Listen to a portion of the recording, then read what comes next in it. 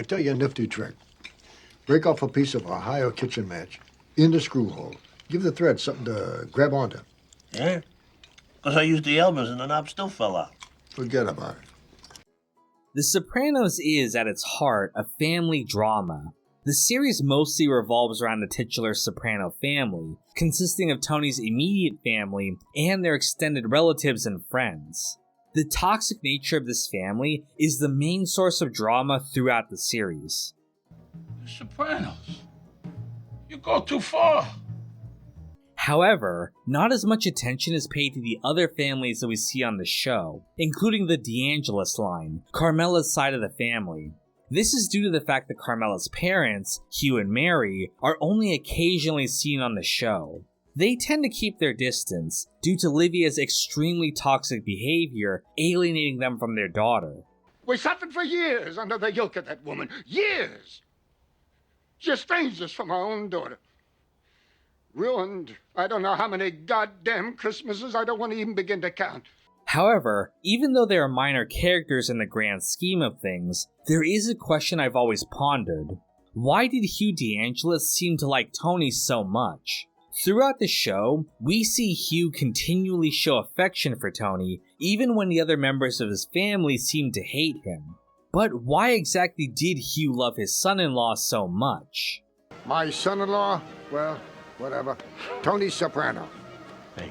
Before we answer the question, though, let's take a step back and examine the DeAngelis' relationship to the Sopranos. I have a whole video breaking down the family trees of all the characters on the show, but to quickly recap, the DeAngelis family is related to the Moltisanti family. Hugh's sister, Lena, was the mother of Dickie Moltisanti, Christopher's father. Right, see, Chrissy's not Tony's nephew. Chrissy's Carmela's cousin. She was first cousin to Dickie Moltisanti, Chrissy's dad. Though the DeAngelises don't seem to be involved in the Mafia directly, they have connections through their extended family. You knew my father. You grew up around Dickie Moltisanti and your Uncle Eddie. Where do you get off acting all surprised and miffed when there were women on the side? It's not clear how much the DeAngelises knew about the Sopranos before Tony met Carmela. Tony did know who Carmela was the first time he saw her, implying that their families didn't interact. You were there. That night in the crowd in the parking lot at Pizza World, when I took Dominic Tedesco. I don't even know your name, but I remember our eyes met, and you were blown away. I was in fucking high school. However, Junior says that he and Hugh knew each other since they were very young. It's possible that Junior might have been lying or exaggerating, but given the fact that his sister married the gangster Hollywood Dick Moltisanti, it does seem likely that Hugh knew the Sopranos to some extent. You get an invite? No, but we go way back to when Moses wore short pants. Either way, though, Carmela would later date Tony Soprano in high school, and from their first interactions, the DeAngelises knew that Tony himself was going to be involved in the life. The minute I met Tony, I knew who that guy was. On my second date, he brought me and my mother each a dozen roses and my father a $200 power drill. We don't know Hugh's reaction to Carmela dating the son of a gangster, but we do know Mary's. It seemed like she didn't like Carmela dating him, and instead encouraged her to marry other boyfriends from more legitimate families, including Angelo Stanford, who would go on to own a chain of drugstores later on. He's no Angelo Stanford, that's all. What is that supposed to mean? You know Angelo was dying to marry you. And now, Stanford's is a chain of drugstores. So what, he doesn't need therapy?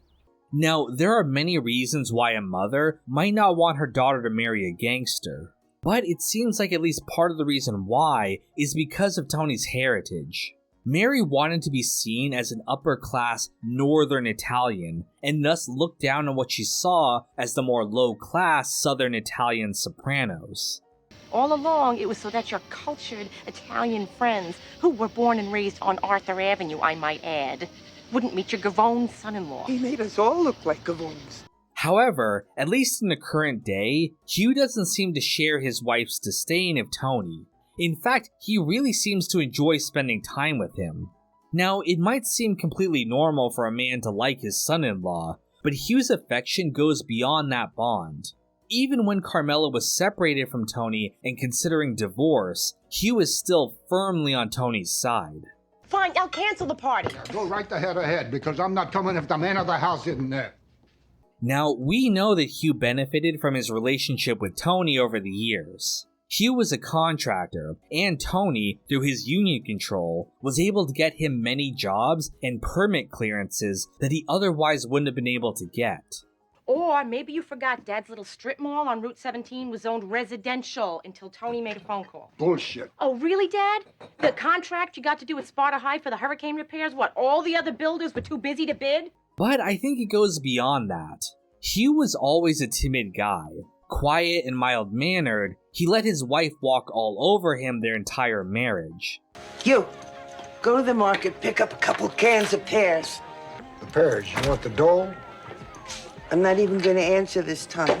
It's funny considering how much the show tried to avoid being compared to Goodfellas that they cast Suzanne Shepherd in basically the exact same role that she played in that movie. Dad! Will you leave him out of this? He's suffered enough. The man hasn't been able to digest a decent meal in 6 weeks. I think the reason why Hugh liked Tony so much is because he admired how Tony stood up for himself. Tony, for all his many faults, wasn't afraid of confrontation. I think on some level, Hugh wished he was more assertive like Tony, and in a few instances, we do see him stand up for himself like Tony would. I'm leaving. Let her talk, goddammit. Get down! Now I'll speak if I want. Goddammit, who are you? Minister of propaganda? It's similar to how Artie aspired to be more like Tony. Artie wished that he could have all the money and women that Tony got so easily, compared to how he was always broke and striking out with the ladies. It's funny, because guys like me, we come here, we get drunk and stare. Best case scenario, we go in the back room, we get a lap dance, a dry hump, and blow in our pants. I also think this is why Hugh seemed to side with Tony over his own daughter during their separation. Hugh knew his daughter. He knew that she was materialistic and bossy, and probably saw a lot of his own wife in her. I think he could sympathize with Tony when they were having marriage problems, given his own problems with his daughter. No, let her go! I've had a lifetime of her bullshit. And it wasn't just one way. Tony seemed to really like Hugh as well. He always listened attentively when Hugh was talking or telling his stories, unlike his wife. And when Carmela was fighting with her dad, Tony took his side as well. You know, your father did this house, and it was more than decent workmanship. You think about replacing him before you rush off into something that could maybe cost you a lot more of your time. Why do you suddenly care so much about my dad? Again, I know this is a small detail in the grand scheme of things, but I love how even for a character as minor as Hugh DeAngelis, there's enough characterization and backstory for me to dedicate an entire analysis to him. I hope you guys enjoyed the video, and stay tuned for more Sopranos content coming soon. I love my patrons like a son-in-law. Matt Joyce, Uncle Mike, Sam Cedarland, Celery Man, Cheshire, Brandon Taylor, James Johnson, Wolfgang, and No Name.